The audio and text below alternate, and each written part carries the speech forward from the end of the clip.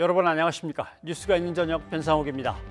인도의 오늘 코로나19 신규 확진자는 38만 명입니다. 아시아, 아프리카에서는 의료 기반과 백신의 부족으로 이렇게 대혼란을 겪고 있습니다. 그러나 지금까지 이루어진 백신 접종의 3분의 2는 주요 10개국에게만 돌아갔습니다. 의료 기술이 독점되고 백신이 몇 나라에 묶이는 걸 경계하면서 비판도 해야겠지만 한편으로는 국산 백신 개발을 서둘러서 백신의 자주권을 속히 확보해야겠습니다. 뉴스가 있는 저녁 오늘 준비한 내용을 안기령 앵커가 소개합니다. 전해주시죠. 오늘의 주요 소식 정리해드립니다. 차기 검찰총장 후보로 김호수 전 법무부 차관과 조남관 대검차장 등 4명이 법무부 장관에게 추천됐습니다. 이르면 다음 달 말쯤 임명될 것으로 보이는데 검찰개혁 과제의 시계추에 어떤 변화가 있을지 전문가와 함께 알아보겠습니다. 다음 주 월요일부터 적용될 사회적 거리두기 세부 내용이 내일 발표됩니다. 확진자 수가 여전히 증가세인데다 감염 경로를 알 수 없는 경우도 늘고 있지만 정부는 서민과 자영업자에 미치는 경제적 영향도 고려할 수밖에 없어 결정에 신중한 모습을 보이고 있습니다. 국제신용평가사 스탠더드 앤 푸어스가 우리나라의 국가신용 등급을 안정적 AA로 유지했습니다. 다른 고소득 국가에 비해 코로나19에 따른 경제 피해가 작았으며 앞으로 3년에서 5년 동안 높은 성장률을 기록할 것으로 내다봤습니다. 어떤 의미가 있는지 분석해보겠습니다.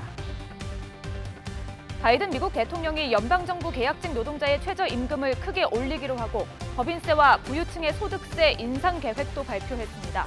우리 정부의 경제정책 방향과 궤를 같이 하는 부분이 있는데요.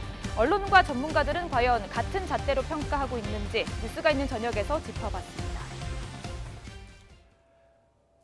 코로나19 백신 접종 상황부터 살펴보겠습니다. 코로나19 백신 누적 접종자가 300만 명을 돌파했습니다. 하루 20만 명 이상씩의 백신을 맞고 있어 정부는 상반기 1,200만 명 접종, 11월 집단 면역 달성에 자신감을 내비치고 있습니다. 이동우 기자가 보도합니다. 지난 2월 26일 코로나19 백신 접종이 시작된 이후 처음으로 하루 20만 명 이상씩 백신을 맞으면서 누적 접종자 300만 명을 돌파했습니다. 접종 시작 62일 만입니다. 이는 예방접종 역량 확대에 따른 것으로 예방접종 시작 이래 하루 동안 가장 많은 분들이 어제 예방접종을 받으셨습니다. 초기엔 요양병원과 고령층의 접종 속도가 더디어 100만 명까지 39일이나 걸렸지만 200만 명까지는 17일, 300만 명까지는 단 7일 소요된 것입니다. 정부는 이 같은 접종 속도전에 따라 6월까지 어르신과 취약계층 등 1,200만 명에 대한 접종은 물론 11월 집단 면역에 대한 자신감을 내비쳤습니다. 9월에 전 국민의 70% 수준인 3,600만 명까지 충분히 접종 목표가 달성이 되고 11월에 목표한 집단 면역이 형성될 것으로 기대합니다. 특히 지난 1년 동안 코로나19로 인한 사망자 가운데 95%가 60세 이상 어르신들이기에 6월까지 이들에 대한 접종이 완료되면 코로나19로 인한 위험도 역시 크게 낮아질 것으로 전망됩니다. 이와 함께 코로나19 예방접종을 마친 사람에 한해 요양병원과 시설에서 가족 간 대면 면회가 허용될 예정입니다. 정부는 또 접종 완료자에 한해 요양병원과 시설에서 실시하고 있는 주기적 선제검사의 빈도를 줄여주는 방안도 검토하고 있습니다. 예비접종 대상자를 적극 활용해 백신 폐기도 최소화하기로 했습니다. 아스트라제네카는 한 병당 10명에서 12명에게, 화이자는 6명에서 8명까지 접종할 수 있는데 일단 개봉하면 당일에 모두 써야 합니다. YTN 이동우입니다. 코로나19 신규 환자가 최근 한 달간 매주 평균 40명씩 늘어 불안한 상황이 계속되고 있습니다. 정부는 이런 상황을 감안해서 내일 거리두기 단계 조정 여부를 결정할 계획입니다. 보도에 박홍구 기자입니다. 전날 700명을 훌쩍 넘었던 신규 확진자가 600명대로 내려왔지만 유행 상황이 진정된 것은 아닙니다. 수도권뿐 아니라 부산, 울산을 포함한 경남 지역의 확산세가 거셉니다. 유흥업소발 집단 감염의 여파가 지금도 계속되고 있습니다. 부울경 감염의 시작은 그 유흥업소를 통한 집단 감염이었었거든요. 근데 이 유흥업소를 통한 집단 감염이라는 게 사실 제어하기가 굉장히 어렵습니다. 지난 한 달간 지역 발생 신규 환자는 120명 정도 늘었습니다. 3월 마지막 주 평균 477명이던 신규 환자는 일주일 만에 100명 이상 급증했습니다. 이후 2주 연속 40명씩 증가하다 이번 주엔 590명으로 확산세가 주춤한 모습입니다. 그간 거리두기 단계를 상향하지 않고 안정세로 전환하기 위해서 이번 주를 특별 방역관리 주간으로 설정하고 정부와 국민 모든 분들께서 총력을 기울여 와 주셨습니다. 거리두기 단계 조정을 앞두고 정부는 중환자 병상 확충 등 의료 대응 역량이 높아졌다는 점을 강조하고 있습니다. 또 위중증 환자도 지난 3차 유행 때보다 줄고 백신 접종에도 속도가 붙고 있는 만큼 현행 거리두기 방역 수칙이 유지될 가능성이 높습니다. 사회적 거리두기를 강화했을 때 저희가 치러야 되는 그런 비용에 대한 부분과 또 방역적인 그런 차원에서의 어떤 역량 이런 부분들을 좀 전반적으로 검토를 하고 있습니다. 전문가들은 하지만 지금은 신규 확진자가 언제든 1000명을 넘을 수 있는 위험한 상황이라고 경고하고 있습니다. 더구나 지금 확진자 수준은 정부가 정한 거리두기 2.5단계 기준을 이미 오래전에 넘어선 상태입니다. 방역적인 측면만 고려를 한다고 하면 강화를 하는 게 맞습니다. 그래야지 지금의 신규 확진자 규모를 크게 완화를 시켜놔야지만 돌발 변수가 발생을 했을 때 감당이 가능하거든요. 이번에 발표될 거리두기 조정안은 다음 주부터 3주간 적용될 예정입니다. 4차 유행 우려 속에 정부가 거리두기 체계 개편 시기를 놓치면서 현실에 맞지 않는 방역 수칙이 다음 달까지 이어질 가능성이 커졌습니다. YTN 박홍구입니다. 유흥시설은 문을 닫았지만 일반 음식점으로 신고한 술집은 새벽부터 춤판을 벌이는 사람들로 가득합니다. 야외 골프 연습장은 시간 제한이 없어서 늦은 밤 이용객들로 북적입니다. 방역 수칙을 교묘하게 피해가는 꼼수 영업이 기승을 부리고 있는 겁니다. 엄윤주 기자입니다. 무리지어 모인 남녀가 술집 앞에서 우르르 쏟아져 나옵니다. 마스크를 쓰지 않은 채 서로 껴안고 술에 취한 듯 몸을 휘청이는 사람들도 보입니다. 평일 오전 10시 서울 논현동에 있는 라운지바 앞의 풍경입니다. 거기서 설령 이제 뭐 확진자 나오면은 피해 보이는 거는 그 주변 상권에 있는 사람들 다 전부 다일 거 아니에요.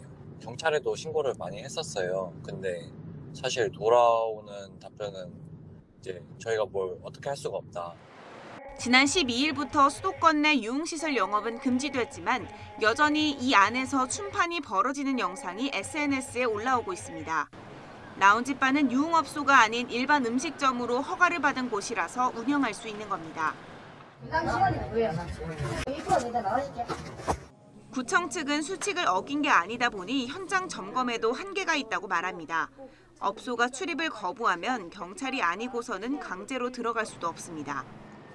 경찰이나 소방의 도움을 받아서 강제로 열지 않느냐, 그것도 이제 안에 확실히 뭐가 있다 했을 때 강제로 열 수가 있지, 아무렇게 그냥 강제로 열 수가 있는 건 아니잖아요. 막고 뭐 이렇게 시간을 벌어서 다른 쪽으로 뭐 손님을 뺀다거나. 경기도 고양시에 있는 실내 골프 연습장은 밤 10시가 넘었는데 운동하러 온 사람들로 가득합니다. 이른바 턱스크로 입만 가린 채 운동하는 사람도 보입니다. 실외 체육시설은 실내 시설과 달리 별다른 영업시간 제한이 없어서입니다.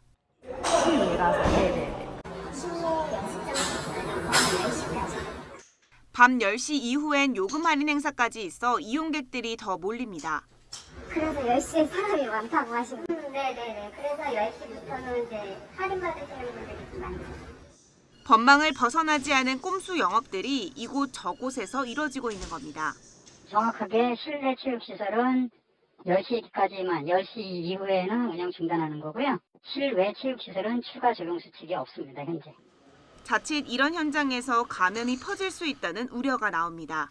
아슬아슬하게 법망을 비껴가는 꼼수를 막을 수 있는 단속 방안이 필요해 보입니다. YTN 엄윤주입니다.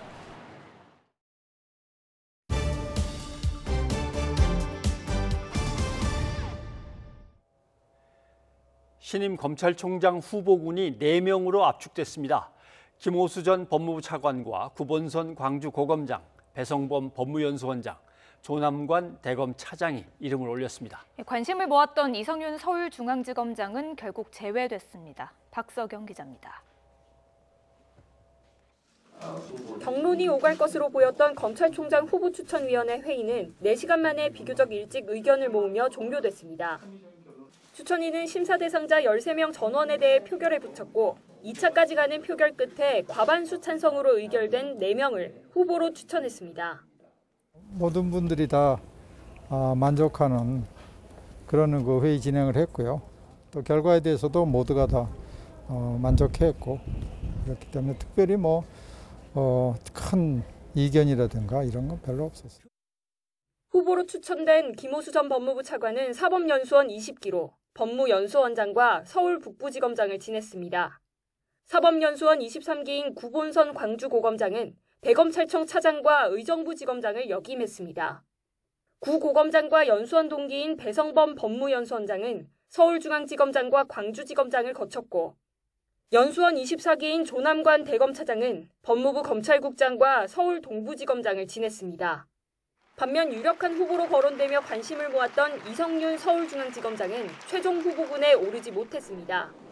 각종 사건 처리를 놓고 조직 내부에서 신망을 잃은 데다가 김학의 전 법무부 차관 불법 출금 사건 수사 외압 의혹으로 기소 위기에 놓인 게 결국 발목을 잡은 것으로 분석됩니다.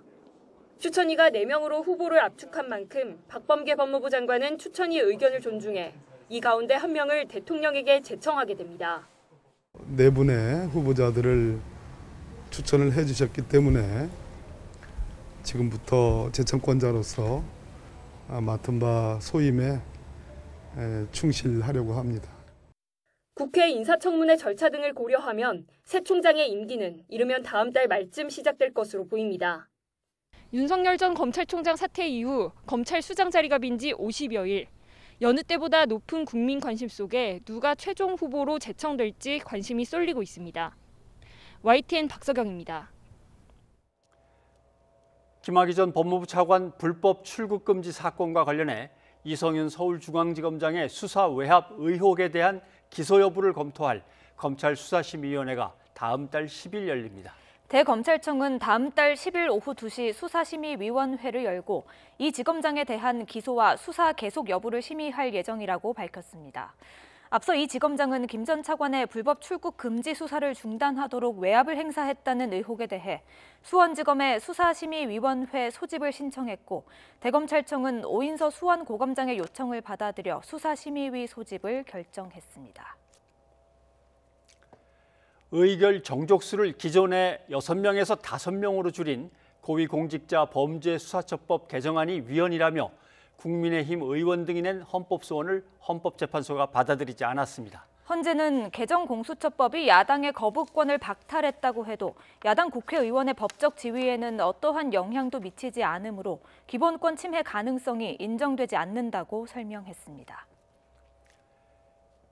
현직 경찰 공무원 신분으로 총선에 출마해서 당선되고 논란이 일었던 황운하 더불어민주당 의원이 의원직을 유지하게 됐습니다. 대법원은 선거법이 정한 기간 안에 사직원을 제출했다면 수리 여부와 관계없이 후보자 등록에 문제가 없다고 판단했습니다. 강희경 기자입니다. 지난해 4.15 총선을 앞두고 경찰 신분이던 더불어민주당 황운하 의원은 총선 출마를 위해 경찰청에 의원 면직을 신청했습니다. 그러나 울산시장 선거 개입 의혹 사건으로 수사를 받던 상황이라 공무원 비위 사건 처리 규정에 따라 사직원이 받아들여지지 않았습니다. 황 의원은 결국 경찰 공무원 신분을 유지한 채 총선에 출마해 당선됐고 21대 국회 임기 시작 하루 전날 경찰청으로부터 조건부 의원 면직 처분을 받았습니다. 경쟁 후보였던 이은권 전 의원은 황 의원이 겸직금지 원칙 등을 어겼다며 당선을 무효로 해달라는 소송을 냈습니다. 대법원은 심리 끝에 이은권 전 의원의 청구를 기각하고 황 의원의 손을 들어줬습니다. 재판부는 공직선거법상 정해진 기간 안에 공무원이 사직원을 제출하기만 했다면 수리 여부와 관계없이 그 접수 시점에 직을 그만둔 것으로 간주된다고 밝혔습니다. 즉 사직원을 제출한 뒤에는 설령 수리가 되지 않았다 하더라도 공무원이 정당 추천을 받기 위해 정당에 가입하거나 후보자 등록을 하는 게 문제가 없다고 판단했습니다.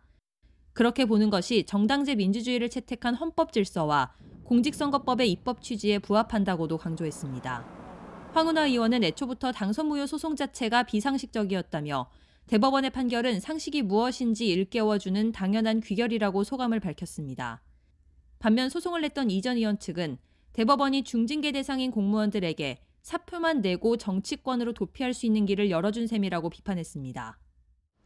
공직선거 효력에 이의를 제기하는 소송은 대법원 단심제로 진행되는 만큼 황운하 의원은 일단 겸직 논란의 종지부를 찍고 의원직을 계속 유지할 수 있게 됐습니다. 다만 선거 개입 사건은 1심 재판이 진행되고 있어서 결과에 따라 의원직 상실 여부가 다시 한번 판가름 날 것으로 보입니다. YTN 강희경입니다. 이번 일요일 더불어민주당의 새 대표를 뽑는 전당대회가 치러집니다. 재보궐선거 참패 이후 쇄신과 정책 경쟁이 기대됐지만 후보들 사이 계파 다툼만 부각됐습니다. 최하영 기자입니다. 거대 여당을 이끌 새 대표의 가장 시급한 과제는 부동산 문제 해결입니다. 당내에서도 갑론을박하는 종합부동산세 완화에 대한 후보들 생각은 일단 이렇습니다. 부동산 정책의 핵심은 일관성입니다. 보유세 강화의 기조, 그 큰 줄기를 바꿔서는 안 됩니다. 종부세는 손댈 필요가 없습니다. 시가로 하면 한 13억 정도 되는데 여기에 포함되어지는 가구 수가 한 3.8%에 지나지 않습니다. 다만 송영길 후보는 종부세 기준은 그대로 두되 공제 범위 조정으로 세부담을 덜어주자는 생각입니다. 공제의 범위를 탄력적으로 조정해서 저는 보유 공제를 좀 더 높여가지고 조정할 필요가 있지 않는가 이렇게 생각합니다. 여기에 더해 무주택자에 대한 주택담보대출 비율을 90%까지 늘리자고 제안했지만 홍 후보와 우 후보는 과도하다며 반대를 분명히 했습니다. 하지만 5차례 토론회에서 후보들이 정책보다 더 날을 세운 부분은 계파 논쟁입니다.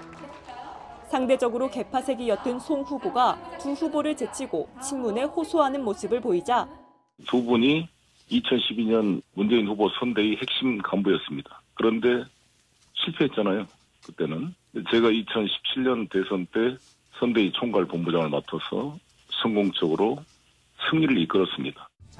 우 후보와 홍 후보는 크게 발끈했습니다. 문재인 대통령의 승리는 민심의 승리죠. 내가 한 것처럼 얘기하는 거는 그런 태도 때문에 우리 정치권이 욕먹는 거거든요. 2017년에는 내가 총괄 본부장이 이겼다. 이것이 오만하다는 거고요. 이처럼 쇄신과 반성보다 계파 논쟁에 치중하는 이유는 투표 결과의 40%를 차지하는 친문 중심의 권리당원 표심이 당락을 좌지우지할 수 있기 때문입니다. 이와 함께 친문 윤호중 원내대표가 먼저 지도부에 입성하면서 새 대표가 누가 되느냐에 따라 정책 방향과 대선 주자와의 호흡도 달라질 전망입니다. YTN 최하영입니다. 국민의힘 새 원내대표는 내일 선출됩니다. 공석인 당대표까지 대행해야 하는 만큼 어깨가 무겁습니다. 이명박, 박근혜 전 대통령 사면론으로 불거진 도로 한국당 논란부터 차기 지도부로 넘어간 야권 통합까지 어려운 과제들이 기다리고 있습니다. 부장원 기자입니다. 국민의힘 원내대표 경선은 4선의 권성동, 김기현, 3선 김태흠, 유이동 의원의 4파전으로 치러집니다. 영남과 충청, 강원과 수도권 등 지역별로 고루 출마한 가운데 후보들은 저마다 자신이 정권 탈환에 주춧돌을 놓을 적임자라고 자임하고 있습니다. 이제 우리에게 지지를 보내려고 고민하고 있는 대다수 말없는 국민들의 목소리에 귀를 기울여야 합니다. 개혁적 마인드를 계속 지켜온 제가 이 혁신과 통합하는 데는 제대로 된 역할을 해야지 않을까. 소수당이라는 부분을 1년 동안 절실히 우리 느꼈지 않습니까?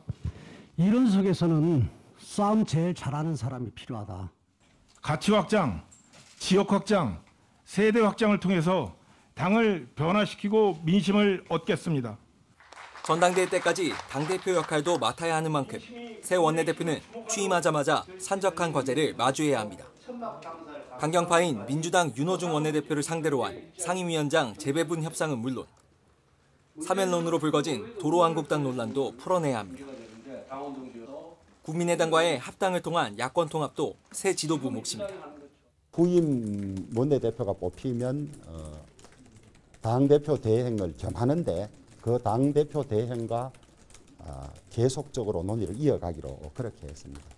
통합이라는 큰 틀에선 합의했지만 국민의당이 흡수 통합을 거부하고 당대당 합당을 요구하면서 당원과 정강정책부터 대대적인 논의에 착수해야 합니다.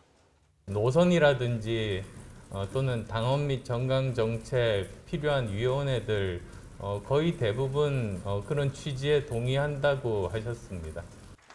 균형 있는 야권 통합 추진과 함께 내년 대선에서 정권 교체를 이뤄내야 한다는 숙제도 있습니다. 당내에서 특정 지역이 독식해선 안 된다는 경계의 목소리도 나오고 있는 만큼 원내대표가 누가 되느냐에 따라 차기 당권과 대권 구도 또한 유동칠 전망입니다. YTN 부장원입니다. 성추행 의혹 보도가 허위라고 반박했다가 무고 등의 혐의로 재판에 넘겨진 정봉주 전 국회의원에게 대법원이 무죄를 확정했습니다. 앞서 검찰은 정 전 의원을 공직선거법 위반과 명예훼손 무고 혐의 등으로 기소했지만 1심과 2심 모두 무죄를 선고했었습니다. 무죄가 확정된 이후 정 전 의원은 기자들과 만나 전 세계 정치인 가운데 거짓 미투 누명에서 유일하게 살아남았다며 다시 받은 인생을 세상을 비추는 데에 헌신하겠다고 말했습니다. 네, 다음 소식입니다. 앞서 보신 것처럼 검찰총장 후보추천위원회는 오늘 회의를 열어서 후보 4명을 박범계 법무부 장관에게 추천했습니다. 어떤 인물들이고 문재인 정부 마지막 검찰총장은 누가 될지 최진봉 성공회대 교수와 정리를 좀 해보겠습니다. 어서 오십시오. 안녕하세요. 예. 박상기 전 장관이 위원장을 맡고 있습니다. 4명의 후보에 대해서 이견이 없었다. 제가 면면을 보니까 이견이 없었을 것 같은 인물들입니다. 그렇죠. 딱 봐도. 예. 맞습니다. 자, 그런데 회의 시작 전에 이제 들어가는 의원들한테 쭉 물으니까 기준은 다 달랐습니다. 그러니까 어떤 사람은 뭔가 좀 개혁적인 이 작업을 계속 해야 되는데 어떤 사람은 검찰을 빨리 안정시켜야 되는데 각가지의 의견들인데 그래도 4명이 딱 의견이 맞은 것 같습니다. 그렇습니다. 지금 말씀하신 것처럼 대체적으로 이제 법률 쪽에 계신 분들 예컨대 이제 뭐 변협 회장이나 이런 분들이 아마 강하게 목소리를 내신 것 같아요. 아마 다른 거에 크게 문제가 없었는데 이성윤 지검장에 관련된 얘기를 하면서 변협 회장이 뭐 이거 언론에 보도된 내용입니다. 변협 회장이 상당히 좀 반대를 많이 했다 이런 얘기가 흘러나오고 있고요. 정치적 중립성을 문제를 삼은 것을 알려주고 있습니다. 이거 뭐 사실관계야 언론에 보도이기 때문에 제가 100% 그렇다고 얘기할 수는 없겠지만 아무래도 이제 그런 문제가 작용을 한 것 같고요. 그래서 아마 무난하게 이 위원들이 추천 위원들이 생각할 때 별 그렇게 큰 논란이 없는 분들을 아마 추천을 한 것 같아요. 왜냐하면 이분들 입장에서는 나중에 추천하고 나서 또 여러 가지 후폭풍을 맞을 수 있지 않겠습니까? 그렇죠. 그런 상황을 고려해서 아마 크게 양측 즉 여야의 공격 대상이 되지 않는 부분에서 좀 합의점을 찾은 게 아닌가 하는 생각이 들고 뭐 실제로 야당의 논평도 보면요. 이성윤 지검장과 이문정 검사가 들어가지 않은 것은 잘된 일이다. 이 정도로 논평을 하고 크게 지금 4분에 대해서 공격적인 성향을 보이는 성명은 나오지 않았거든요. 그런 걸로 본다고 하면 추천위원회 쪽에서도 이런 부분에 신경을 많이 썼을 것 같다. 이렇게 생각이 됩니다. 네. 최종 검찰총장 후보 4인으로 이제 압축이 됐는데 어떤 성향의 또는 인물들인지 또 나름대로 이 사람이 후보로 올라가게 된 배경은 뭘지 한번 한 명씩 짚어주시죠. 일단 뭐 가장 눈에 띄는 건 김호수 전 차관입니다. 김호수 차관 같은 경우 가장 20기이기 때문에 가장 선배고요. 김호수 차관은 잘 아시는 것처럼 이제 전남 출신이고 법무연수원장을 했지만 그거보다 눈에 띄는 것은 3명의 법무부 장관을 모신 분이에요. 차관으로서. 박상기 장관부터. 그렇습니다. 그다음에 추미애. 조국 전 장관 같은 경우에 중간에 사퇴를 했잖아요. 그리고 나서 추미애 전 장관이 임명되기 전까지 장관 직무대행을 또 했었거든요. 그러면서 대통령과 직접 만나서 지시도 받고 이런 걸 보면 대체적으로 이제 3명의 법무부 장관을 모시면서 검찰 장악력이라든지 업무의 장악력이 뛰어나다. 그리고 친화력이 좀 높은 것으로 알려지고 있고요. 이 양반은 예전에 검찰총장이 될 뻔도 했던 그렇습니다. 거죠. 후보로 올라왔었죠. 그리고 금융감독위원장까지도 후보가 올라간 적이 있었어요. 그래서 문재인 정부 들어와서 신임을 받고 있는 것으로 알려지고 있고요. 법무부 차관을 하고 지금은 이제 변호사를 하고 있습니다만 현 정부의 기본적인 기조와 크게 다르지 않은 그런 어떤 성향을 갖고 있지 않나 이렇게 판단이 된다고 볼 수 있고요. 두 번째는 이제 구본선 지금 대검 구본선 광주고검장이죠. 광주고검장 같은 경우에는 원래 이제 이분이 인천 출신이신데 사법연수원 23기고요. 이분 같은 경우에는 지금 현재 그 뭐 수사 그다음에 기획 이런 부분에 좀 능력을 인정받고 있는 분으로 알려지고 있어요. 그래서 이분 같은 경우도 크게 정치적으로 어느 성향이 강하다 이렇게 볼 수는 없는 것 같고요. 중립적 성향을 보이고 있는 분으로 알려지고 있고 그래서 이분도 뭐 능력 면이나 수사 부분에서 아주 그 기획이나 수사 능력이 능통한 분이다 이렇게 알려지고 있는 분이라고 말씀드릴 수 있고요. 그리고 이제 세 번째로 배성범 법무연수원장 같은 경우에는 윤석열 전 총장과 법무연수원 동기입니다. 학교는 같은 서울대 1년 후배인데요. 네. 그런데 이 그 법무연수원 동기고요. 그리고 이제 이분 같은 경우에 약간 이제 뭐 제 개인적인 판단이라고 볼 수 있을 것 같은데 조국 일가 수사를 맡았고요. 또 울산시장 관련된 하명수사. 예, 하명수사 그 예. 수사를 맡아서 윤석열 전 총장과 함께 호흡을 맞추면서 아마 현 정부에 대한 수사를 좀 진행했기 때문에 아무래도 현 정부에 대해서 좀 각을 세우는 모습을 갖고 있지 않나는 평가가 나오고 있는 상황입니다. 예. 또 이제 마지막으로 지금 이제 현재 조남관 대검 차장이죠. 대검 차장 같은 경우에는 사실은 현 정부 들어서도 많은 부분 요직을 거쳤어요. 그리고 그 참여정부 때 비서관을 했지 않습니까? 청와대에서. 그렇죠. 그래서 원래 예. 현 정부와 결이 맞는 분으로 알려져 왔었고 추미애 전 장관에 있을 때도 사실은 중요한 업무를 했었죠. 법무부 검찰국장을 했으니까요. 그런 업무를 했었는데 이제 결정적으로 윤석열 전 총장에 대한 이제 징계 문제가 나왔을 때 예. 법무부와 각을 세우고 추미애 장관과 각을 세우면서 현 정부와 좀 거리를 두는 그런 모습을 보이고 있는 상황이고요. 현재 이제 검찰총장 권한대행을 하고 있기 때문에 현재로서는 뭐 검찰 내부에서는 뭐 일부의 반발이 있습니다만 대체적으로 그 권한대행을 하면서 검찰을 잘 추스리고 있다 이런 평가를 받고 있는 상황입니다. 네. 역시 최대 관심사였던 이성윤 서울지검장이 있고 그 다음에 이제 이문정 검사는 네, 너무 맞습니다. 이제 경력으로 봐서는 아래인 것 같고 예. 그 다음에 이제 윤석열 검찰총장 전 검찰총장의 측근이라고 했던 이제 한동훈 검사장은 본인이 사퇴를 본인이 한 거죠. 맞습니다. 예, 그럼 결국 문제가 될 만한 인물은 이성윤 서울중앙지검장만 남는데 예. 대한변협 회장이 어떤 들어갈 때 문제 제기를 했던 그 내용 한번 잠깐 예, 들어보고 그러시죠. 오죠. 예. 그 자기 조직을 믿지 못하는 사람은 조직의 수장이 될 자격이 없다고 생각을 합니다. 특정 정치 편향성이 높은 분도 마찬가지로 어울리지 않는다고 생각을 합니다. 네. 방금 말씀 주신 분은 이성윤 지검장으로 이해해도 됩니까? 네네. 감사합니다. 예. 네. 그런데 아마 저건 무슨 뜻일까 이제 곰곰이 생각해봤는데 검찰이면 검찰을 어떻게 건강하게 키울까를 더 고민해야지 네. 개혁이라든가 줄일 거 뭐 이런 걸 생각하면 안 되지 않나 이런 뜻 같기도 하고요. 뭐 그렇게 들리는 부분도 있어요. 예. 물론 이제 뭐 저분은 정치적 중립성을 얘기를 하셨는데 그럼에도 불구하고 이성윤 지검장에서 논란이 되고 있는 건 사실 현 정부와 가깝다고 하는 부분에서 야당이 지속적으로 공격을 예. 하고 있는 상황 아니겠습니까? 그리고 뭐 어쨌든 그 본인과 경쟁 관계에 있는 조남관 지금 현재 차장이 기소를 하는 쪽으로 방향을 잡고서 수사를 진행하고 있는 것으로 알려지고 있기 때문에 이게 뭐 어찌 보면 이성윤 지검장 입장에서 상당히 좀 억울한 부분도 없지 않아 있을 수 있을 것 같아요. 왜냐하면 본인과 경쟁 상대에 있는 조남관 차관이 본인을 기소하는 입장으로 가고 있으니 결국 이게 기소돼 있는 것이 사실은 상당히 부담이 될 수밖에 없는 거거든요. 후보로 올라왔는데 지금 그렇지 않아도 야당 같은 경우에는 피의자로 기소가 될 수 있는 사람, 수사를 받고 있는 사람은 어떻게 검찰총장을 하느냐 이렇게 좀 공격을 하고 있기 때문에 이성윤 지검장 입장에서는 상당히 좀 본인은 억울할 수가 있다. 다만 이제 현 정부나 아니면 지금 그 추천위원회에 들어가신 분들도 이런 생각을 했을 거라는 생각이 들어요. 저는 예. 개인적으로. 이성윤 지검장이 만약에 후보에 들어간다고 생각을 해보겠습니다. 그러면 야당의 공세가 엄청나게 일어날 겁니다. 그리고 지금 임기가 1년 정도 남은 현 정부가 엄청난 부담을 안고서 사실은 검찰총장을 임명해야 되는 상황이 될 수밖에 없어요. 예. 그렇게까지 하는 것이 과연 마지막 이제 임기 1년 동안에 국정 누수 없이 국정을 잘 주도권을 쥐고서 진행해 나가려면 그 자체가 상당히 부담이 될 수밖에 없다. 또 야당 대선을 앞두고서 야당과의 관계가 자꾸 이렇게 그 대결 구도로 가게 되면 그 자체로 상당히 부담이 될 수밖에 없기 때문에 이성윤 지검장 같은 경우 본인은 억울할 수 있지만 현재 정치적 상황이라든지 아니면 그 여야 간의 관계 그리고 정부와 여당과의 관계 이런 부분들을 고려해 봤을 때 상당히 좀 부담스러운 후보였을 가능성이 있다. 그런 부분들이 아마 작용을 해서 이성윤 지검장은 아마 후보에서 탈락된 게 아닌가 이렇게 생각이 듭니다.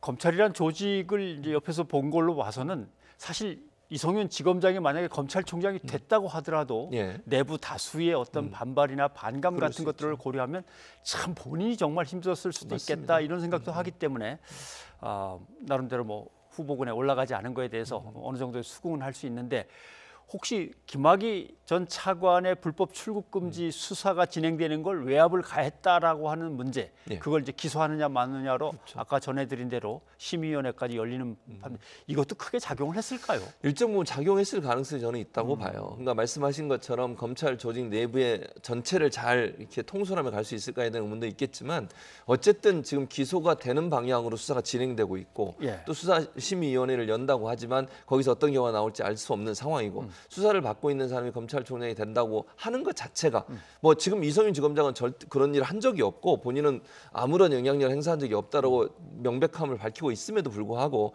일단 검찰의 수사 대상이 됐다는 것만으로도 상당히 부담이 될 수 있습니다. 왜냐하면 검찰총장이라고 하는 직에 앉게 되면 수사가 사실은 차질을 빚을 수밖에 없는 거 아니겠습니까? 그런 여러 가지 부분에서 아마 이제 인사청문회 가서도 제가 볼 때 이성윤 지검장이 후보가 된다고 하면 상당히 큰 뭐 공격을 받을 가능성이 있어요. 그게 고스란히 정권의 부담으로 들어올 수도 있고 이런 부분들이 사실은 전체적으로 이제 그 이성윤 지검장이 탈락하게 된 계기가 되지 않았나 하는 생각이 듭니다. 자, 이제 총장 인선 절차를 좀 얘기를 해봐야겠습니다.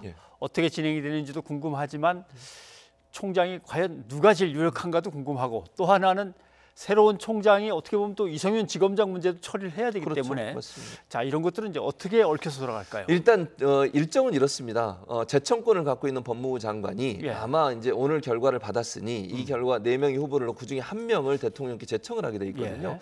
아마 주말을 넘기고 나서 다음 주 중에 이루어지지 않을까 하는 게 제 개인적인 예측이고요. 그렇게 하면 대통령께서 재가를 하게 됩니다.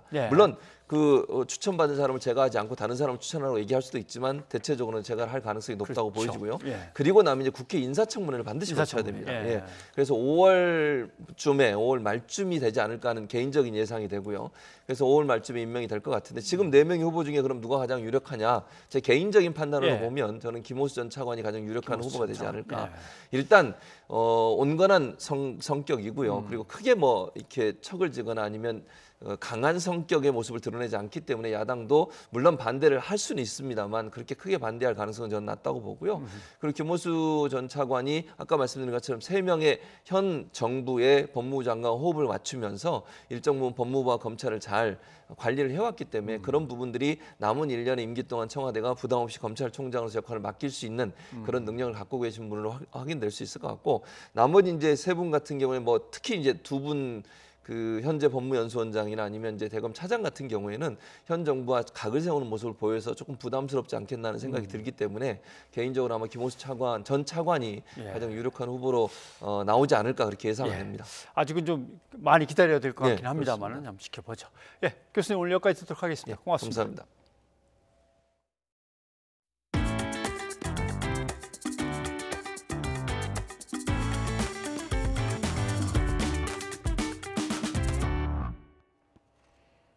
상반기로 예정됐던 수도권 11만 가구 신규 택지 발표가 연기됐습니다. 후보 예정지에서 투기 정황이 포착됐기 때문입니다. 신윤정 기자입니다.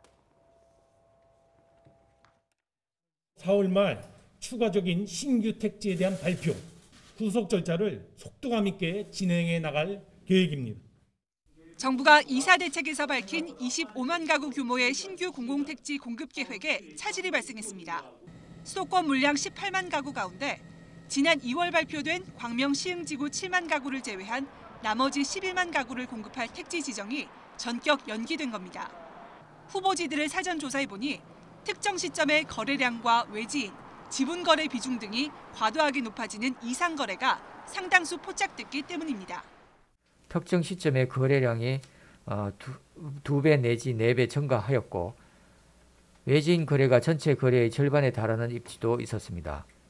전체 거래 중 지분 거래 비중도 일부 후보지는 시기에 따라 80% 수준까지 높아지고 정부는 경찰 수사 등을 통해 투기 행위를 색출하고 투기 근절 법안 등이 마련된 뒤 택지 지정 여부를 결정하기로 해 발표는 하반기로 연기될 전망입니다.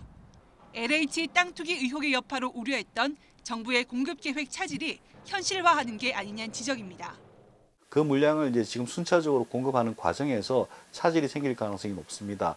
물량이 줄더라도 뭐 가격 상승 또는 가격 하락을 부추길 만한 정도의 파급력은 없는 것으로 보입니다. 정부는 다만 울산 선바위와 대전 상서를 신규 택지로 지정하고 세종시의 개발 밀도를 높여 13,000가구를 추가로 공급하기로 했습니다. 이와 함께 노후한 빌라촌 등을 소규모로 개발하는 주택정비관리지역 후보지 20곳도 선정됐습니다. 이곳은 경사가 심한 데다가 인도와 차도가 명확하게 구분되지 않아서 보행 환경이 열악하고 주차난도 벌어지고 있습니다. 대규모 정비는 어렵지만 개발 수요가 높은 지역들에서 건축 규제 완화 등의 혜택을 부여해 17,000가구를 신속하게 공급하기로 했습니다.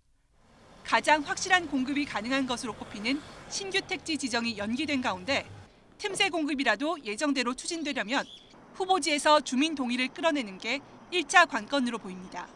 YTN 신윤정입니다.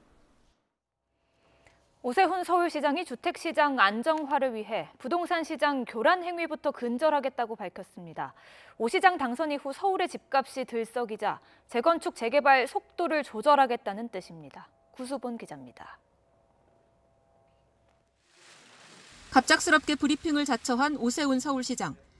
먼저 신축 아파트 수요가 공급을 뛰어넘는 상황을 해결할 방법은 재건축 재개발뿐이라며 그 필요성을 다시 한번 강조했습니다. 하지만 부동산 시장이 안정되지 않으면 백약이 무효라고 선을 그었습니다. 특히 일부 재건축 단지에서 허위 신고, 호가만 올리는 행위, 가격 담합 등이 멈추지 않고 있다며 이를 강력히 제재하겠다고 밝혔습니다. 재개발, 재건축의 속도를 조절하면서 가능한 행정력을 총동원해서 부동산 시장 교란 행위를 먼저 근절해 나가겠습니다. 신속하면서도 신중하게 추진하겠다던 주택공급 정책 기조가 신중 모드로 좀 더 기우는 모양새입니다. 토지거래 허가구역을 지정한 서울시는 실거래 정보를 파악하면서 비정상적인 거래가 의심되면 추가 자료를 요구하거나 사법 조치를 의뢰할 계획입니다. 또 이런 일에 가담하는 단지는 재개발, 재건축 후순위로 밀어두고 대신 기부 체납 비율을 높이거나 임대와 분양을 조화롭게 구성하는 등 사회적 기여를 높일 경우엔 그만한 혜택을 주기로 했습니다. 재건축 우선순위를 부여할 뿐 아니라 도시계획위원회 심의, 계획 결정이 빠르게 이루어질 수 있도록 모든 행정적인 지원을 아끼지 않겠습니다. 또한 추가 용적률 제공, 층수 기준 완화 등의 인센티브를 지원하겠습니다. 짧은 1년여 임기 안에 주택 공급을 가시화해야 하지만 들썩이는 집값 탓에 속도 내기가 어려운 상황.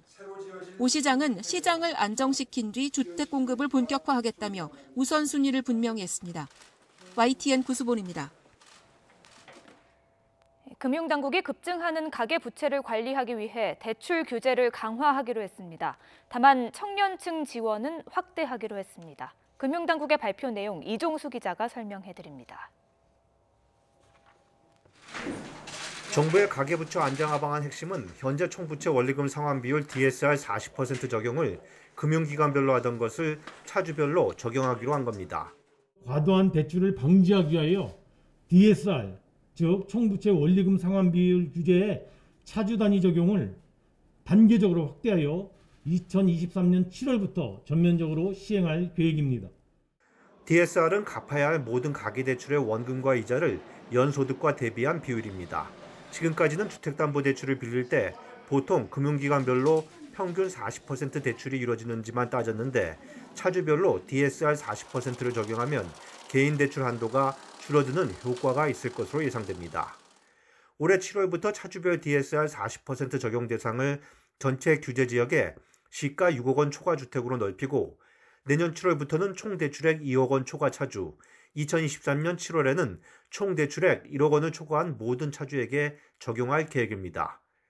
비은행권과 비주택담보대출에 대한 규제도 강화해 토지, 오피스텔, 상가 등 비주택담보대출에 대한 LTV, 즉 담보인정비율 70% 규제를 현행 상호금융권에서 다음 달부터는 모든 금융권에 일괄 도입할 예정입니다. 이처럼 규제를 강화하면 지난해 코로나19 사태 대응으로 7.9%까지 뛰었던 가계부채 증가율이 올해에는 5에서 6%대, 내년에는 4%대로 낮아질 수 있을 것으로 정부는 보고 있습니다. 이처럼 가계대출 규제가 강화되면서 상대적으로 소득이 낮은 서민과 청년층이 어려움을 겪지 않도록 지원 대책도 마련됩니다.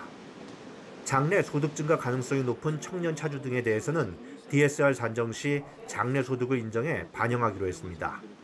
주택 마련 시 금융 부담을 낮추기 위해 만 39세 이하 청년층과 신혼부부를 대상으로 만기 40년의 초장기 담보대출 상품도 하반기에 도입하기로 했습니다. YTN 이종수입니다. 공정거래위원회가 쿠팡 등 8개 기업을 자산 5조 원이 넘는 대기업 집단으로 새로 지정했습니다. 다만 미국 국적인 쿠팡 김범석 의장에 대해서는 총수 지정을 하지 않기로 해 형평성 논란이 불거질 것으로 보입니다. 김태민 기자입니다. 공정거래위원회가 자산 5조 원이 넘는 기업 71곳을 대기업 집단으로 지정했습니다. 쿠팡, 현대해상, 한국항공우주산업 등 8개 기업이 추가됐고 KG그룹은 제외되면서 지난해보다 7곳이 늘었습니다. 이번 발표에서 가장 큰 관심을 모은 건 온라인 유통 공룡으로 떠오른 쿠팡의 동일인, 즉 총수 지정 여부였습니다. 동일인은 해마다 친족의 회사 보유 현황 등을 제출하고 기업의 불공정 행위에 대한 최종 책임을 지게 됩니다. 고심을 거듭했던 공정위는 결국 미국인 신분인 김범석 의장을 총수로 지정하지 않기로 했습니다. 쿠팡은 그간의 사례, 현행 제도의 위비점, 계열회사의 범위 등을 종합적으로 고려해서 쿠팡 주식회사를 동일인으로 판단하였습니다. 공정위는 김 의장이 쿠팡을 사실상 지배하고 있는 건 인정되지만 기존 외국계 기업의 선례와 규제 실효성 등을 따져본 결과 외국인 총수를 지정하지 않았다고 설명했습니다. 또 현재까지 김 의장 본인이나 친족이 보유하는 회사가 없는 점으로 미뤄 사익 편취 우려가 없다고 판단했습니다. 하지만 이번 결정으로 외국인은 사실상 총수 지위를 누리면서 규제는 피한다는 비판과 함께 국내 동종 대기업에 대한 역차별 논란이 불가피할 전망입니다. 형평성이나 아니면 법률의 이런 균형에 있어서도 좀 맞지 않는다고 저는 생각을 합니다. 조금 더 공정이라는 이런 그 판단 기준을 놓고 누구나 이렇게 이제 그 법을 어기면 똑같이 좀 이렇게 벌을 할 수 있도록 하는 게 좀 좋지 않을까 싶습니다. 공정위는 이번 논란을 계기로 총수 지정과 관련해 규제 실효성을 높일 수 있도록 제도 개선에 착수하겠다고 밝혔습니다. 또 역대 최대 규모로 늘어난 대기업 집단의 지정 범위가 적합한지 여부에 대해서도 함께 검토하기로 했습니다. YTN 김태민입니다. 국제신용평가사 스탠다드앤푸어스가 우리나라 신용 등급을 현재 수준인 AA로 유지한다고 발표를 했습니다. 다른 나라들과 비교를 좀 해보겠습니다. 트리플 A에 독일, 네덜란드, 덴마크, 스웨덴 등 11개 나라가 있고 AA 플러스에 핀란드, 오스트리아 등 5개 나라가 있습니다. 그리고 우리가 이제 AA에 들어가 있습니다. 한국, 프랑스, 영국 등. 전부 다 나누면 21개 등급입니다. 그중에서 우리는 3번째 등급에 속해 있습니다. 신용 등급을 매기긴 하는데 이게 나아질지 나빠질지를 따지는 게 또 있습니다. 등급 전망이죠. 이것도 함께 추이를 보겠습니다. 2014년 9월에 우리가 A+가 되면서 긍정 평가를 받았습니다. 올라갈 수 있다는 뜻이죠. 그래서 바로 다음 해에 올라갔습니다. AA-로 올라가서 안정적으로 유지하다가 그 다음에 바로 다시 AA-자를 뗐습니다. 그 다음에 AA 안정적이 계속 지금까지 유지가 되고 있는 겁니다. 그런데 말입니다. 세계 10위의 경제대국의 외환 보유고도 넉넉한데 왜 우리는 한 15위, 16위쯤에 늘 머물게 되는 걸까? 그동안의 이유들을 한번 살펴보면 3가지입니다. 북한 문제, 역시 한국이라는 나라를 얼마나 안전하다고 믿어야 될까라고 하는 문제에 북한이 걸려있고 생산성이 걸려있고 재무 구조가 걸려 있습니다. 자, 이런 것들을 바탕으로 해서 이번에 발표된 스탠다드앤푸어스의 평가를 읽어보겠습니다. 먼저 긍정평가, 정치와 정책이 어느 정도 안정돼 있다 평가를 받았고요. 지구촌이 빨리 변하는데 거기에 대해서 참 발빠르게 대응을 하더라도 있고, 정부의 재정은 코로나19 때문에 좀 많이 쓰긴 했지만 그래도 아직은 안정적이다라는 평가도 있었습니다. 그다음에 물가도 제대로 잡고 통화 정책을 건강하게 유지하고 있다라는 평가가 있었고요. 그다음에 부정적인 평가, 점수가 나쁜 걸 보면 도대체 북한 리스크를 어떻게 할 거냐, 북한이 언제 어떤 식으로 도발할지 늘 불안하다라고 하는 거와, 만약에 통일이 된다고 하더라도 그 과정에서 엄청난 비용이 들 텐데 그걸 이제 세계의 신용평가사들은 염두에 두고 있는 거죠. 두 번째, 엄청나게 빠르게 고령화가 되고 있는데 생산성이 거기에 따라서 같이 올라가지는 못하고 있다라는 평가. 그다음 공기업들이 부채가 엄청나게 많습니다. 그 문제. 그리고 공기업 부채보다 더 위험한 가계 부채 문제. 이번에 지적이 됐습니다. 이걸 토대로 해서 오늘 가계부채 대책이 발표된 겁니다. 변상욱의 앵커 리포트였습니다.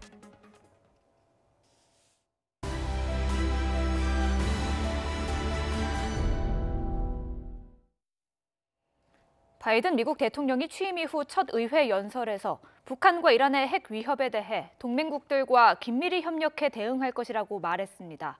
또 인도태평양의 강력한 군사력을 유지하며 중국과의 관계에서 미국의 이익을 옹호할 것이라고 강조했습니다. 워싱턴 강태욱 특파원이 보도합니다. 바이든 대통령의 사실상 첫 시정연설인 의회 연설은 취임 100일을 꼭 하루 앞두고 이뤄졌습니다. 코로나 대유행 이후 2천만 명이 일자리를 잃었다며 미국의 가족을 회복하고 미국이 다시 움직이는 모습을 세계에 보여줄 것이라고 강조했습니다. I can report to the nation, America is on the move again. Turning peril into possibility, crisis to opportunity, setbacks into strength. 특히 북한과 이란 핵 프로그램이 미국과 세계 안보에 심각한 위협이 되고 있다고 규정했습니다. 그러면서 동맹국들과 긴밀히 협력해 대응할 것이라고 말했습니다. We're working closely with our allies to address the threats posed by both of these countries through diplomacy as well as stern deterrence. 중국과 관련해서는 시진핑 국가주석에게 미국은 경쟁을 환영하지만 갈등을 원하지 않는다고 말했다고 소개했습니다. 그러면서 미국이 인도태평양에 강력한 군사력 주둔을 유지할 것이라고 말했다고 전했습니다. I also told President Xi that we'll maintain a strong military presence in the Indo-Pacific just as we do with NATO and Europe. Not to start a conflict, but to prevent one. 특히 미국 노동자와 산업을 약화하는 불공정한 무역 관행에 맞서 미국의 이익을 옹호하겠다는 입장을 분명히 했습니다. 이 밖에도 아시아계 보호를 위한 증오범죄 방지법, 총기 규제법 등 현안에 대해서도 시급하다고 촉구했습니다. And with the plans outlined tonight, we have a real chance to root out systemic racism that plagues America and American lives in other ways. A chance to deliver real equity. 바이든 대통령의 첫 의회 연설은 코로나19 상황을 고려해 의원도 200명으로 제한하는 등 참석 인원을 대폭 축소해 이뤄졌습니다. 워싱턴에서 YTN 강태욱입니다. 바이든 미국 대통령이 취임 100일을 앞두고 미 의회에서 첫 연설을 가졌습니다. 보다 자세한 내용을 민정훈 국립외교원 교수와 살펴보도록 하겠습니다. 교수님 나와 계시죠? 안녕하십니까? 예, 안녕하십니까? 네, 바이든 대통령 첫 의회 연설 가장 인상 깊었던 부분은 어떤 내용이십니까? 예, 아무래도 65분간에 걸친 그 연설 중에서요 가장 인상 깊었던 것은 위기 국면에 취임한 미국 대통령이 요구되는 그런 리더십 그리고 자신감이 아닌가 생각이 듭니다. 좀 전에 화면에 소개된 것처럼 위기를 기회로 바꾸고 이제 그 셋백, 그 무기력함을 이제 활력으로 바꾸다. 이제 미국이 다시 움직이고 있다. 이런 메시지를 미국 시민들에게, 국민들에게 전달함으로써 이제 자신감을 가지고 이 위기 국면을 잘 헤쳐나가자. 이러한 그 메시지를 던져주는 부분이 가장 인상 깊었다고 할 수 있고요. 언론 보도에 잘 나오는 것처럼 바이든 행정부가 4대 긴급 현안으로 꼽은 것이 코로나19 대응, 그리고 경제 회복, 그리고 인종성 형평성, 그리고 기후변화로 대별되는 글로벌 리더십 회복인데요. 아무래도 취임 100일 동안의 성과를 보면 첫 번째 두 가지 의제죠. 코로나19 대응이라든지 경제 회복에 있어서는 기대 이상의 성적표를 거뒀다. 이렇게 평가가 되고 있어서 전반적으로 봤을 때 바이든 행정부 취임 100일은 아무래도 합격점을 줘도 무난하지 않겠느냐. 즉 고령의 대통령임에도 불구하고 속도 있게 주요 의제를 처리해 나감으로써 국민들에게 긍정적인 평가를 받았다. 이렇게 생각을 하고 있습니다. 네, 미국이 다시 움직이기 시작했다. 또 21세기의 승리를 위해서 경쟁하고 있다. 그러면서 그냥 회복돼갖고 될 일이 아니다. 이거는 미국이 이제 다시 확실한 최강이 되겠다 이런 뜻인지 모르겠습니다만 백신의 무기고라는 말도 들어갔습니다. 이건 어떤 의미가 있을까요? 아무래도 이제 최근 들어서 백신 외교라는 부분이 부각되고 있지 않습니까? 예. 잘 아시는 것처럼 트럼프 행정부에서 미국이 코로나19의 최대 피해국이라는 오명을 겪은 나라고 그 글로벌 리더라는 그 명성에 무색하게 굉장히 고전을 하면서 자국 내 상황에 매몰되면서 국제사회 리더로서 백신 외교라든지 다른 개도국을 도와줄 수 있는 그런 상황이 전혀 못 됐었거든요.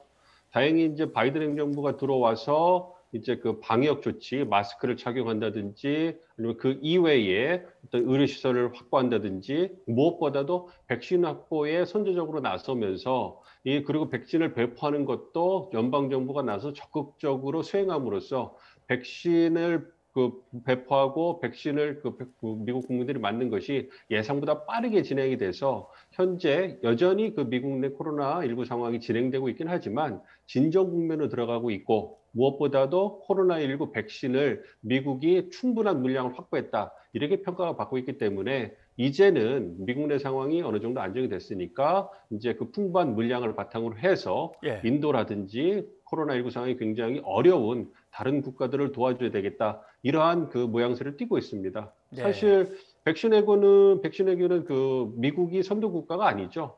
중국이나 러시아 같이 상대적으로 코로나19의 어떤 자국 내 확산을 성공적으로 막은 국가들이 자국 내 백신 생산을 바탕으로 해서 미국이나 서방 국가들이 고전을 면치 못하고 있을 때 아프리카라든지 중남미 국가들의 백신을 공급함으로써 백신 외교에 선두적으로 나섰거든요. 그러한 부분에서 이제 미국 내 상황이 호전되니까 위기감을 느낀 미국이 이제는 이제 국내 상황의 호전을 바탕으로 해서 백신 외교에 뛰어들어서 백신 외교에 있어서도 미국이 글로벌 리더로서의 명성을 다시 찾겠다. 이러한 의지를 표명한 것이다 생각을 하고 있습니다. 네.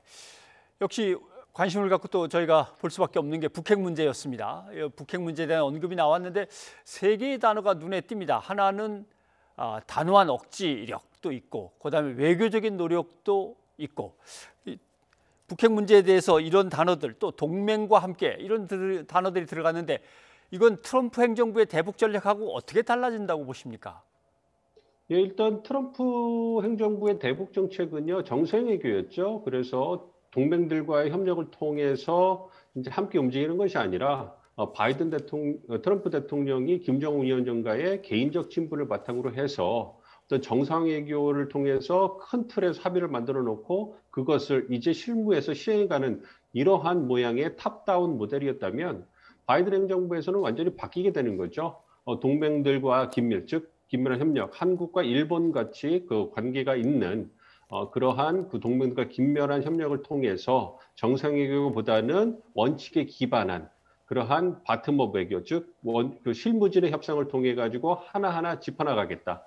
그 과정에서 단호한 억지력이라는 것은 북한이 도발을 하지 않도록 이제 단호하게 방지를 할 것이고 도발을 방지를 할 것이고 이와 더불어서 북한에게 제재와 압박을 가해 가지고 북한이 대화의 장에 나올 수 있도록 만듦으로 해 가지고 외교에 기반을 해서 이제 북핵 문제를 해결하겠다. 그리고 그 외교의 장에서 미국의 입장을 정할 때 한국과 일본 같은 동맹국들과의 긴밀한 소통을 통해 가지고 그들의 입장을 반영한 어떤 대북 정책을 내세우고 이를 바탕으로 북한과 협력하겠다, 외교를 하겠다 이런 부분이기 때문에 아무래도 트럼프 행정부와 바이든 행정부의 대북 정책 접근법은 굉장히 많은 차이를 보인다 이렇게 말씀을 드릴 수가 있겠습니다. 네. 다음 달이면 한미 정상회담을 열어야 됩니다. 북한 문제를 비롯해서 여러 가지 현안들을 다루게 될 텐데 바이든 행정부와 이견이 있을 것이다라고 우려하는 언론 보도도 벌써부터 나오긴 합니다만은 이견이 크겠습니까? 어떻게 전망하십니까? 아무래도 이제 그 정상회담이고요. 첫 번째 회담이기 때문에 이제 많은 의제가 다뤄질 건데요. 구체적으로 한미동맹의 운용에 관한 그러한 의제들이 다뤄지겠죠. 그래서 한반도 차원에서 북핵 문제를 어떻게 해결하기 위해서 접근할 것인가. 이 부분에 대해서 한미 양국 정상들께서 이제 협의를 하실 것이고 이와 더불어서 영내 차원에서 미국의 리더십을 유지하기 위해서 한미동맹이 어떠한 역할을 해줄 수 있을 것이냐. 즉 대중국 견제 정책에 있어서 한미동맹이 보다 적극적인 역할을 수행해 줄 수 있을 것이냐. 이 부분이 가장 큰 두 가지 의제가 될 거라고 생각을 하고 있고요. 이와 더불어서 이제 우리가 이제 백신을 확보하는 데 있어서 한미 간에 어떠한 협력을 할 수 있는 것인가. 그리고 이를 위해서 우리가 미국 측에 어떠한 것을 제안하고 이제 교환할 수 있을 것인가. 이런 부분이 주요 의제가 될 거라고 생각을 하는데요. 아무래도 이제 우리 입장에서는 북핵 협상을 진전시키는 것이 가장 최우선순위고 미국 입장에서는 대중국 견제를 위해서 한국이 보다 적극적인 역할을 해주는 걸 바라는 게 최우선순위이기 때문에 이 부분에서 이제 양국 간의 입장차를 좁혀나가는 부분들, 아무래도 한국은 영내에 있어서 중국과의 관계도 고려를 하고 있기 때문에 미국이 바라는 바대로 대중국 견제에 적극적으로 참여하기는 어려운 상황에 있거든요. 미국도 이런 부분 잘 알고 있기 때문에 그러한 조건 속에서 한미 양국이 한미 동맹을 통해서 어떠한 역할을 할 수 있을 것인가, 즉 한국이 얼마나 더 적극적인 역할을 할 수 있을까에 대해서 의견을 교환함으로써 이제 입장차를 좁혀가는 역할을 할 거고요. 그리고 이와 더불어서 북핵 문제에 있어서 우리가 바라는 대로 미국 측이 보다 더 적극적으로 선제적으로 움직여줘서 보다 유연한 자세를 바탕으로 해서 북한을 대화의장으로 나올 수 있도록 하기 위한 이러한 부분에 있어서 한미 양국 간의 어떤 그 의견 조율을 통해 가지고 입장차를 정리하는 이런 부분이 이제 진행이 될 거기 때문에 지금도 한미 양국 간의 정부 간의 그러한 의제 간의 어떤 입장차를 조율하고 이제 어떤 이를 바탕으로 해서 합의안을 만드는 그런 과정을 이제 초기 단계에 지금 시작하고 있을 겁니다. 그렇기 때문에 이제 한미 정상회담의 날짜가 정해지게 되면 이제 구체적인 의제가 서서히 나오게 될 거고요. 그렇게 됐다는 것은 한미 양국 간에 어느 정도 의제가 조율이 됐다는 것이기 때문에 크게 한미 정상회담에서 두 정상께서 의견차 때문에 굉장히 곤욕스러운 입장을 보이는 부분은 없지 않을까 이렇게 예상을 하고 있습니다. 네, 일단 바이든 대통령의 첫 의회 연설 교수님께 설명을 들었고 나중에 또 정상회담 후에 한번 얘기를 더 듣도록 하겠습니다. 민 교수님 오늘 여기까지 듣겠습니다. 고맙습니다. 예, 감사합니다. 15달러. 바이든 미국 대통령이 연방정부 계약직 노동자의 최저임금을 시간당 15달러, 우리 돈 16,600원으로 인상한다는 행정명령에 서명했습니다. 현재 미국의 법정 최저임금은 시간당 7.25달러, 우리 돈 8,000원 정도입니다. 다만 지금도 연방정부에 용역을 제공하는 계약직 노동자들은 이보다 많은 시간당 10.95달러, 우리 돈 12,200원을 받고 있는데요. 그러니까 7.25달러에 비해 2배 이상, 10.95달러에 비해서는 37% 껑충 뛰어오르게 되는 것입니다. 백악관은 경제자문위원회의 검토 결과 최저임금 인상이 고용 감소로 이어지지 않으며 오히려 노동 생산성을 높이는 것으로 나타났다고 설명했습니다. 이어 최저임금 인상은 노동자들의 건강과 노력을 고양시켜 더 높은 업무 성과를 이끌어낸다고 강조했는데요.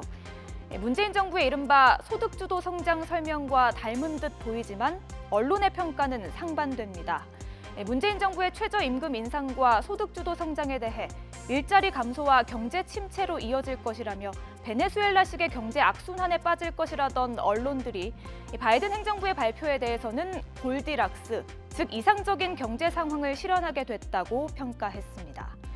바이든 행정부는 여기에서 나아가 법인세 인상과 부유층의 소득세 인상 계획도 발표했죠. 바이든 대통령은 부유층은 정당한 몫을 내야 한다며 보수 경제학자들이 주장하던 이른바 낙수 효과는 없다고 지적하기도 했습니다.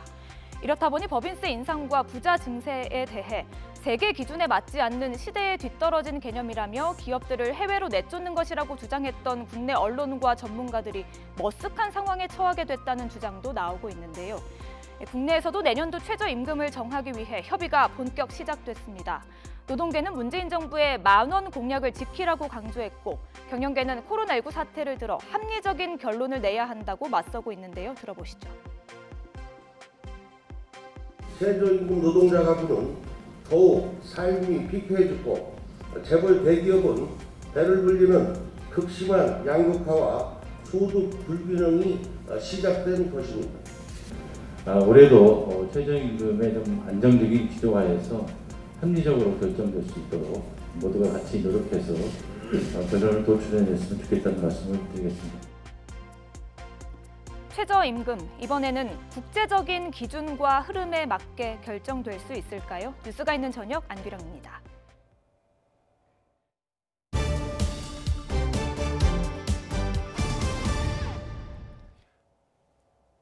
다음 주 영국에서 미국과 일본 등 주요 7개국 외교장관 회의가 열립니다.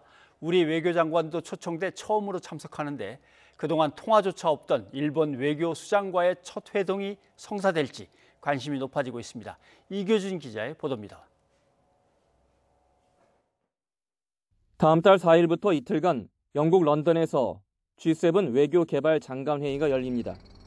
오는 6월 G7 정상회의 준비를 위해서입니다. 이번 회의에는 미국과 독일 등 주요 7개국 이외에 우리나라와 인도, 호주, 남아공, 아세안 의장국인 브루나이가 초청됐습니다. 의제로는 백신 보급을 비롯해 기후변화와 기아 문제 등이 중점 논의될 예정입니다. 정부는 백신 보급 등 국제 현안 해결에 중견 선도국으로 적극 참여할 기회로 삼고 있습니다. 정 장관은 보건 및 기후변화 등 국제 현안 해결을 위한 우리의 정책을 공유하고 중견 선도국으로서 오늘 6월 G7 정상회의에 대한 우리의 적극적인 기여 의지를 표명할 계획입니다. 이번 회의와 관련해 요미우리 신문은 한미일이 외교장관 회담을 여는 방향으로 조율하고 있다고 보도했습니다. 회담이 성사되면 지난해 2월 이후 처음으로 한미일 외교장관이 만나고 정용 장관과 모테기 도시미스 일본 외무상의 첫 회동도 이뤄집니다. 정 장관은 취임 이후 모테기 외무상과 단 한 차례도 통화하지 못하고 있지만 언제 어디서든 만날 의향이 있다고 밝힌 바 있습니다. 또 제가 가든지 또는 일본 외무상이 한국을 오든지 또는 제3지역에서 만나든지 언제든지 만날 용의가 있다는 점을 다시 말씀드리고. 한일 외교수장의 첫 상견례는 한일 관계의 해빙 신호가 될 수 있다는 점에서 기대를 모읍니다. 하지만 최근 한일 간 냉각기를 고려할 때 한일 외교장관 회동이 성사될지는 아직 불투명합니다. YTN 이교준입니다. 시청취자 여러분의 의견 소개해드립니다. 네, 검찰총장 후보추천위원회 소식 전해드렸는데 1789님, 검찰총장에겐 강도 높은 도덕성이 요구됩니다. 도덕적 문제가 없는 총장이 나오길 바랍니다 하셨습니다. 예, 그리고 정치권의 부동산 대책에 대해서 2071님, 오세훈 서울시장 선거 공약 때문에 졸속 부동산 정책을 내서는 안 됩니다. 시민들을 위해 올바른 정책을 내주세요 하셨습니다. 여기까지 여러분의 의견 소개해드렸습니다. 지난 일요일 대학생 손정민 씨가 서울 반포 한강공원에서 실종된 지 벌써 닷새째입니다. 네, 가족은 현수막을 내걸고 온라인 등에서 도움을 호소하고 있습니다. 경찰은 드론과 헬기를 동원하기도 했고 한강을 계속 순찰하고 있습니다. 화면 보시면서 모두 마음을 모아주십시오. 오늘 순서는 여기까지입니다. 저희는 내일 다시 찾아뵙겠습니다. 여러분 고맙습니다.